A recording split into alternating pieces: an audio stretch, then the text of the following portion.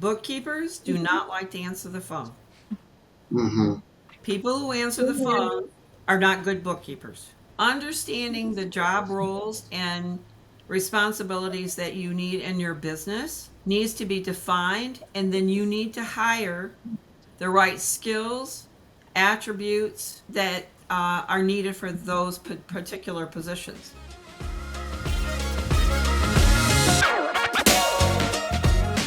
Hey, how's it going? It's Tim Brown, and this is the Plumbing and HVAC Hustle Podcast. And today I've got Danielle Bartus and Lynn Wise from ContractorInCharge.com. How are you guys doing?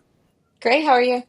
Doing great. Very good. You guys probably solve for the number one issue I see as a marketer in our contractors' businesses, which is that speed to lead, follow up, the being present, and as well, you guys do bookkeeping. So it's kind of a sweet Swiss Army knife that you guys have got going on. Can you give like a minute or two background on kind of how you got into this?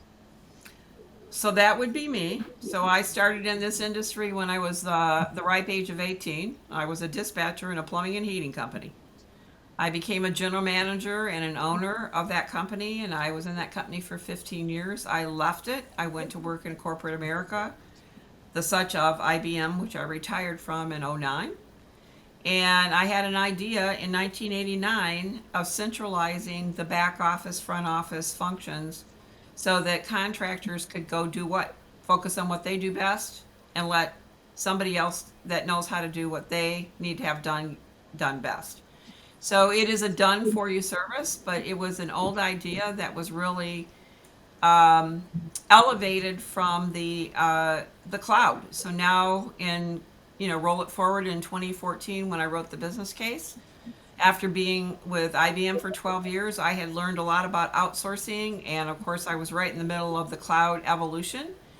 And I thought, if the big guys can do it, why can't the little guys? So we opened up Contractor In Charge with the real purpose of handling their front office call center needs as well as their back office accounting and bookkeeping needs. And being in the business, I felt those pains. I knew those pains. I knew what they were. And I knew that it was a strain on the owner and a lot of stress on the owner to triage the management, the training, and the hiring of those types of resources, primarily because they didn't know how to do it. They knew how to do what they know how to do. And so that's where Contractor In Charge stepped in, and we took over the responsibility of hiring and training those resources to deliver best of practice and quality solutions for our clients. So that's how it evolved. Well, Lynn, they're just answering the phone, right? It doesn't really matter that much. They're just answering the phone. At Oh, $300 a pop, I don't call that just answering the phone. So Talk to me about that. There's a missing link for a lot of contractors, this emphasis. It feels like I got it. I think a lot of it starts with, I got it. I got it. I did that when I was out fixing water heaters myself. I answered the phone, and by the way, I answer it every time, and I'm good at it. And that brain gets all the way 2 or 3, 5, 10 years later, very successful. It's not a big deal. It's just answering the phone. I did it every single time when I was the guy or gal that was handling everything. So there's kind of like this, I used to handle it. It wasn't a big deal. well, when you were answering under, in a crawl space or in an attic, and you were interrupting a workflow at that time, I would just like to question that owner, like, did you really dig that?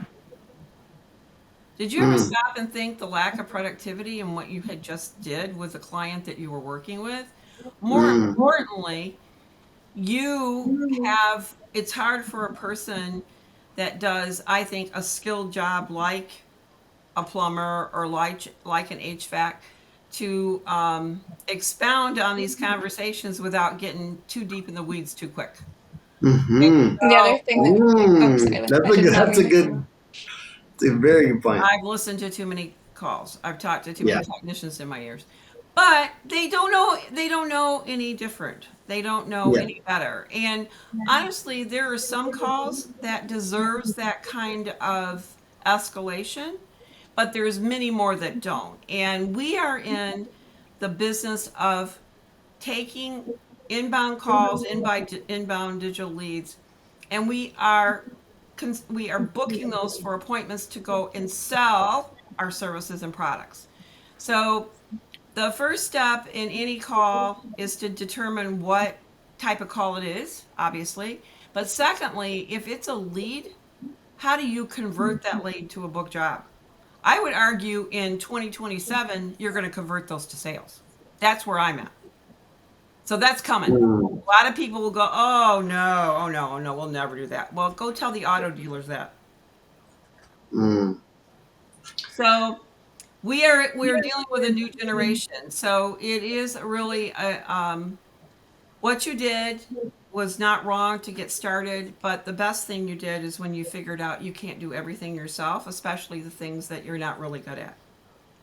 Mm. You need to do what you do well, and then others that are resources to your business, whether they're internally hired or third party providers such as marketing agencies or such as Boo! yeah, Boo to the market. We all hate marketing Answer agencies, right? services are boo too. They all boo us. Still a lot of money chasing these transactions. There's still really good outcomes out there for sellers. It's good to have someone like us in your corner because we're not emotional, but guess what? When you're selling your business, it becomes emotional, and so it's really good to have an intermediary, there every step of the way. www.sfpadvisors.com. All the contact information is directly on the website. Us. Yeah, you guys, these two industries are the hardest ones to be a part of because they're the fastest ones to get blamed every time. It's either our fault or your fault or everyone's fault, but the actual person at fault, which is the person that thinks that a phone call is a phone call and is not. There's no Correct. structure or need inside of it. I talked to someone the other day and he's like, "Well, I answer my phone all the time. Why do I need a third party? Why do I need that?" Number one, you miss calls and they go to voicemail and you call them back, so you lost your lead there. Two, you forget so much of what you need to know. And the amount of times I've heard a business owner take a call and not ask, "Are you the property owner?" Give a fee, do just basic qualification that's required. And if they, in the reverse terms, heard the call, they'd be upset that Yeah. those questions weren't asked. Um, Mm. that this field requires a structure and a script and rules, and company owners can't follow that, especially not when you're trying to fix a water heater. Yeah, let me just relate to that real quick. As the owner of this company, it's very quick where you have other jobs, Hmm. right? Other jobs. I've got people I'm managing. I've got work I'm completing. I've got content I'm making, whatever it is, right? Like I've got all these other things. When I slap my sales hat back on, and that's, I don't have to answer the phones right now, but I relate this to it a little bit. Hmm. My sales qualification, because we have a pretty hardcore qualification system, we're actually not the right fit for most contractors. Like 8 out of 10, we literally turn down, which is kind of a I lot. think that's amazing. And I slap the hat back on and I forget to do all the quality control, because the reason we have all that is because we want to have good experiences with our customers, and we really only want to let the people in that are going to have good experiences. I let some less. This is why I'm not selling anymore, because I'm just like, I want to help everyone, and I'm like, Hmm. oh, just come on in, we'll figure it out. And then 3 months later, I'm like, oh, I didn't qualify that person very much. I didn't make sure they had answering service. I didn't make sure that they had answering service in place. I didn't make sure that they were really growth mode. I didn't make sure that they took personal responsibility, because that's really what we're looking for, right? I think you guys probably feel this too when you're talking to prospects. You're like, do you take personal responsibility? Do Do you you do own you the parts that really are? believe that your company's success is your responsibility, or are you looking for someone to blame? And I Yeah, think yeah, I'd like to turn that topic, honestly, Tim, into I don't want yeah, to have be blamed. I want to be part of the story of success. And so yes, Mhm. part of our role when we're working with clients is, to your point, where are they in their cycle? What is their commitment to own what they need to own, because quite Mhm. frankly, I tell my team, our biggest job is to manage the client. Yep. And so, but if you understand that, and we all have to learn this, we all do this. Um, you then become a part of that success journey versus the part Hmm. that is a blame game. So Hmm. we try very hard, I'm sure the same way you do, to set expectations early. Yeah. And Yeah. we communicate often and very concise and clearly. Mm. So it It's good is, for both home service businesses and vendors, I think. Like, it doesn't there's matter. all these things that may go wrong and possibly will go wrong in the process of fulfilling for the customer. But if you tell them ahead of time different places this could go, the more we over communicate, the less there's resentment later in the process if it's not perfect. When we started doing this, over communicating and being more effective in setting expectations, what happened to our business? We began to grow and we began to scale. So now it was much more, we were much more effective at being the partner that they really want. And Mm. so we just see that as part of if we're successful, and I'm talking about in all the core values that we demonstrate, we're big on being very transparent, high integrity, quality, admitting a mistake when we make a mistake. Mm. We all have to say sometimes we did it and we did it wrong, Hmm. right? Mm-hmm. And so that's just our core values. We expect the same in return. Mm. So don't, be transparent, have high integrity with your approach to the partnership. We will over explain, re explain, actually revise if necessary to make it work for you. Let's So, talk a little bit more about CSRs to make sure that this is super applicable for anybody with CSRs, right? So most contractors think of CSRs as order takers. What are they really doing that moves the needle? You said not getting overly technical usually, which is I think it is a default sometimes when you have somebody technical on the phone. What are they really doing? Is So yeah. realistically, when you think of a CSR, if you think of them as nothing other than the very first impression of your business, you're automatically going to do it wrong. These people are the first people your customer talks to. Their entire purpose and job, especially if it's a booking CSR, that's entire job is to book calls, is to build trust in your company, make sure the customer feels heard and comfortable, and secure the appointment. They're not order takers. They're not here to do a basic 1, 2, 3, 4 process. They need to have a personality. They need to be kind when it's needed, but also be quick and transparent with customers. But it is literally the voice of your brand. If you spend thousands and thousands of dollars to put your face on a billboard, and I call your company and your CSR has no energy and sounds like they're sleeping, I don't want to work with your company. Your face looked great, Mm. but your CSR wasn't happy. They weren't excited. So making sure that number one, you invest in your CSRs and you keep that experience to be the same the entire time is truly what will make your company more successful in the long run. If you have people that don't want to be there, it reflects in the calls. If you listen to a call with a bad tone of voice, you hear the customer lose trust immediately. Mm. I'm going to expound on that. And Hmm. so what I've seen over the years is that CSRs do multiple tasks that Hmm. they're either poor at or great at. And I can tell you, because we hire, train, and manage both types of personalities and experiences, bookkeepers do not like to answer the phone. Hmm.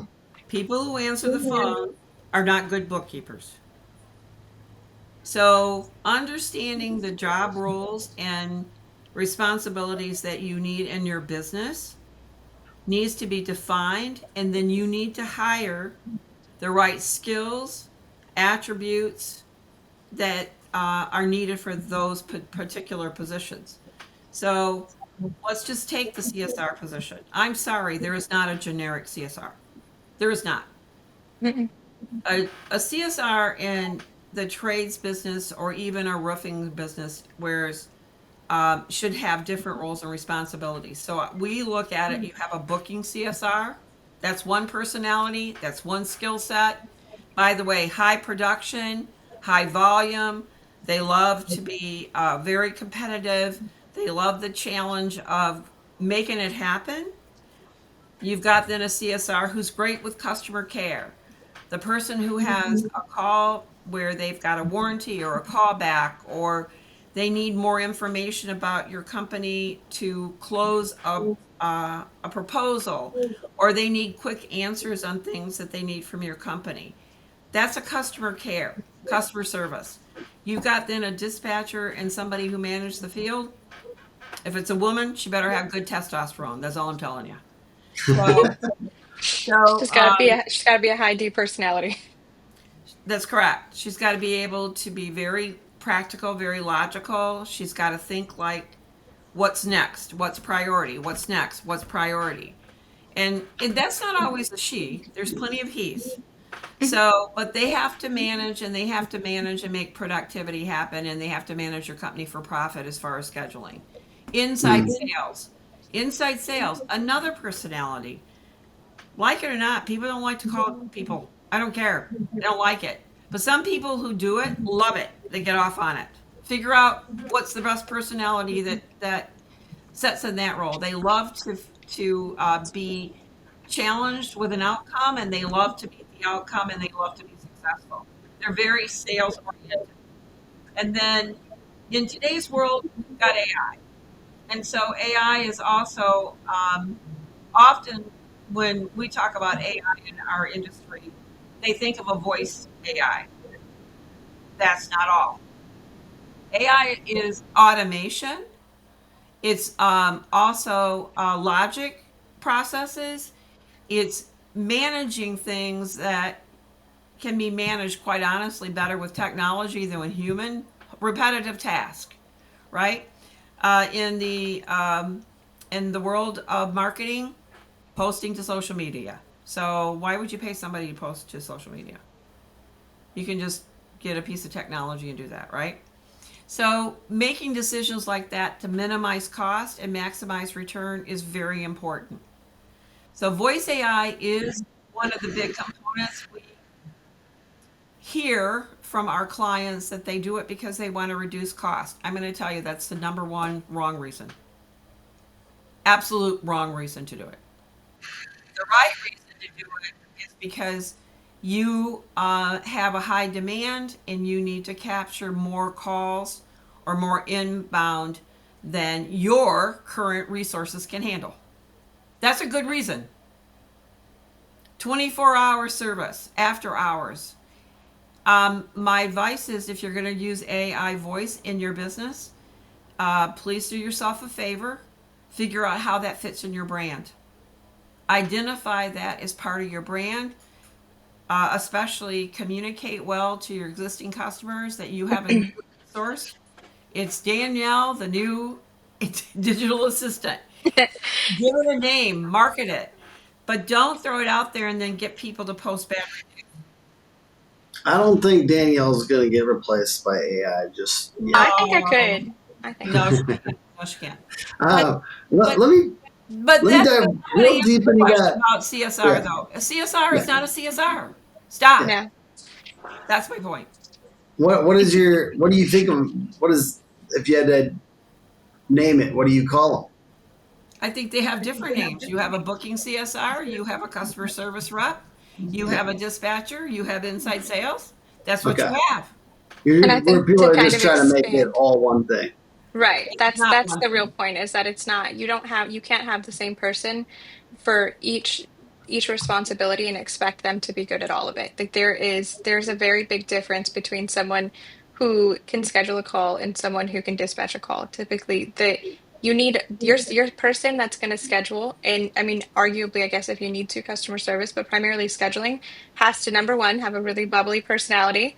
They have to be excited, they have to be friendly, they have to be you have to feel excited when you talk to them, at least in if it's not an emergency, but they also have to have compassion when it is an emergency. Those aren't things that people that drive and are very like task oriented do. those are your fun people, right? Your uppity people. And so if you put the wrong person in the wrong seat, you end up harming your customer's experience across the board.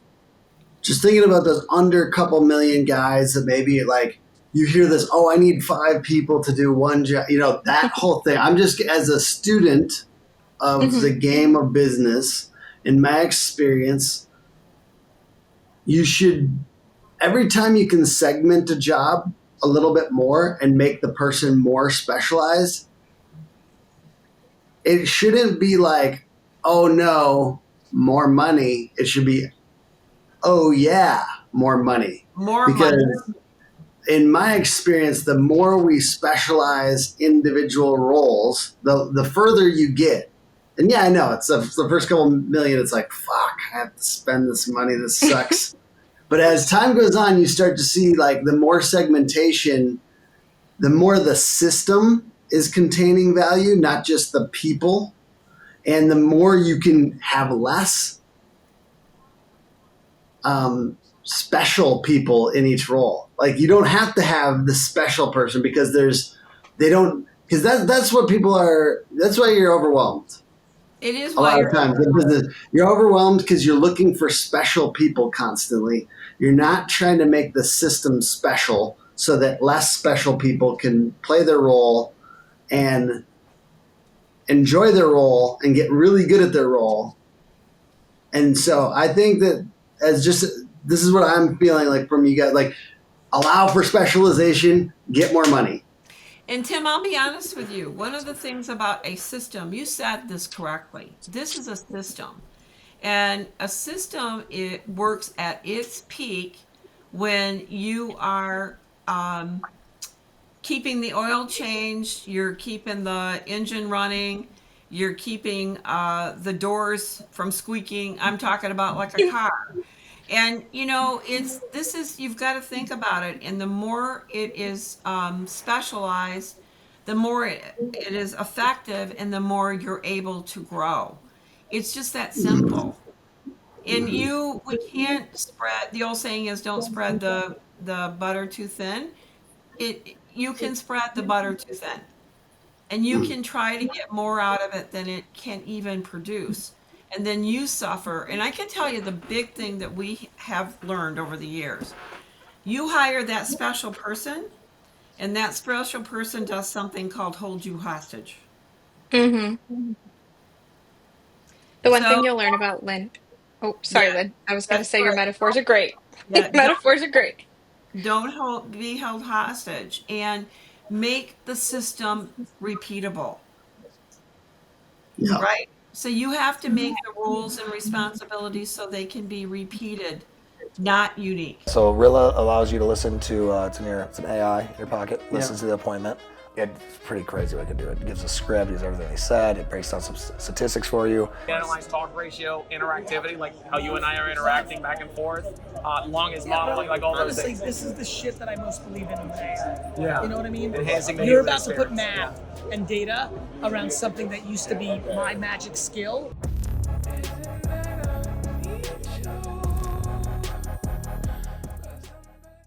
Let's pull into the super detail on the CSR thing, because you guys have so much experience managing this role, like allowing for people to outsource this so they don't have to have as specialized people. They can allow for their people to do more important stuff.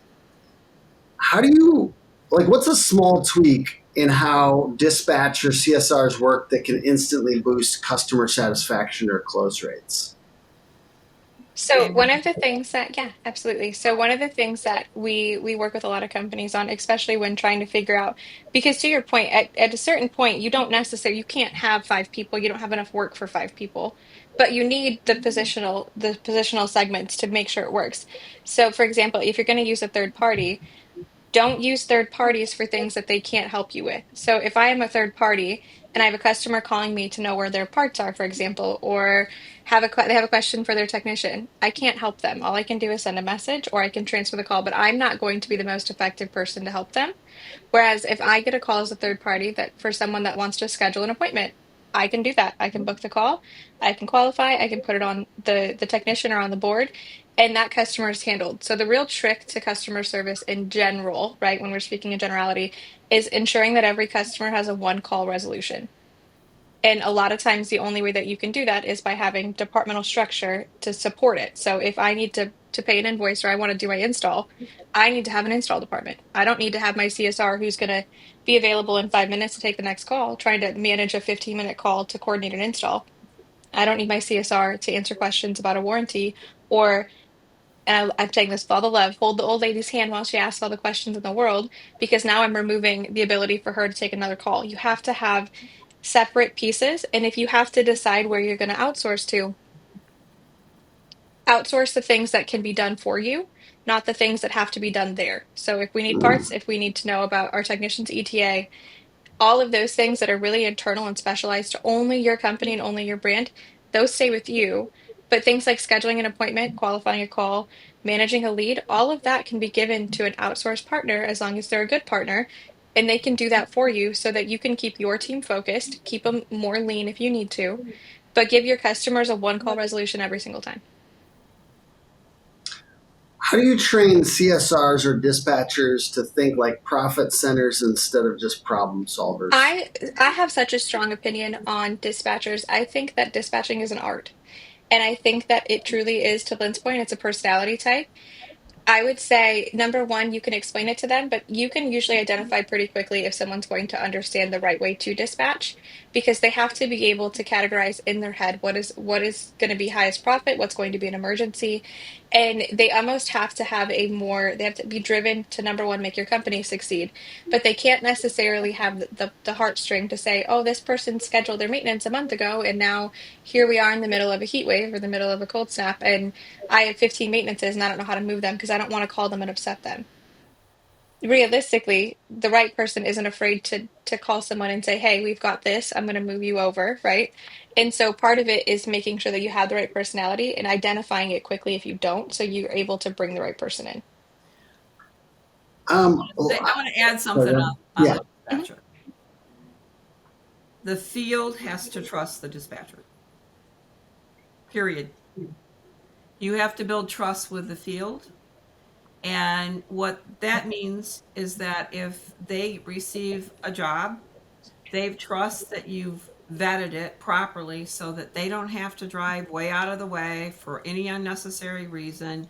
They've got the information that they need to walk in the house and feel confident that they can solve it.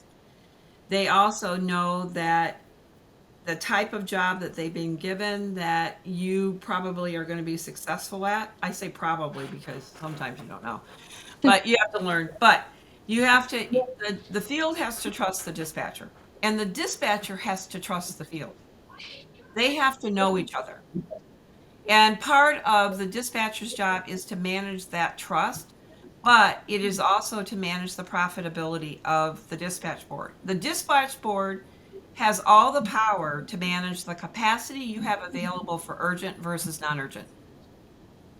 So if, the willy-nilly, let's just throw everything on the board as we get it, that's not going to work. One might argue, well, I'm not busy. Okay, well, then do some logic around it and figure out how I still reserve space for those urgent calls that come in, because we see it all the time. The calls are booked. You've got $0 calls on your board, and I just got a no heat that's 10 years plus. Or a water heater replacement, and we're booking it for 3 days out because it's a Friday. Mm. But on the CSR side, you said to me, the ticket here is being very explicit on the role or responsibility that they're going to do. And I just want to add on to what Danielle said about how do they outsource. What we do is that we help them understand the thing that we do the best is that we can qualify and book estimates and service requests. We can also reschedule them. We can also cancel them. We can also dispatch after hour. That is what we know how to do the very best. What we are not empowered to do, nor should we be, is answer questions about invoices or warranty or parts on order or all that. Those calls need to go to your internal staff. If it's a call that's related to the dispatcher, it goes to the dispatcher. Number one, think of the consumer. Think of the customer. Don't think about you. Think about what the customer is experiencing. So make it a first call resolution. Make it simple, make it effective, and make it quality for that caller that calls in. And beyond just being able to handle some of this for them, being able to answer phones and stuff like that, and lead qualification, etc. Do you guys do any consulting for people with internal teams? I'm assuming you have this wealth of wisdom. You could help people even if they don't work with you. We absolutely can. We have a software consulting, so we have on staff a very experienced Service Titan, House Call Pro, implementer, and optimization team, as well as we do business process evaluation and engineering. Yes, we do. We absolutely do. Awesome. Yeah. Yeah. Like we won't be able to cover all this here. Obviously, such a complex We are. topic. This dispatcher versus CSR versus inside sales. These are crucial differences, I feel like. And I think like having this mindset in your company could be a huge opportunity for growth. Can you just give a little bit more about Contractor In Charge before we wrap up here? Sure. Go find us on social media, Contractor In Charge, our Facebook, as well as our website is contractorincharge.com. And you can reach out to Lynn at contractorincharge.com or D. Bartus at contractorincharge.com. We've been in business for 10 years. We have about 150 to 180 clients at any given time. And we are announcing some new programs in 2026 that I think are going to be amazing, especially when it comes to lead conversion and booking. So stay tuned as we announce that. We'd love to have discussions with opportunity or clients who are looking for opportunities. Danielle, what is the .com for you guys again? It is www.contractorincharge.com. Awesome. And appreciate everyone for watching. Podcast is put on by hookagency.com, Hook Agency all over social. And see you next time. Thank you.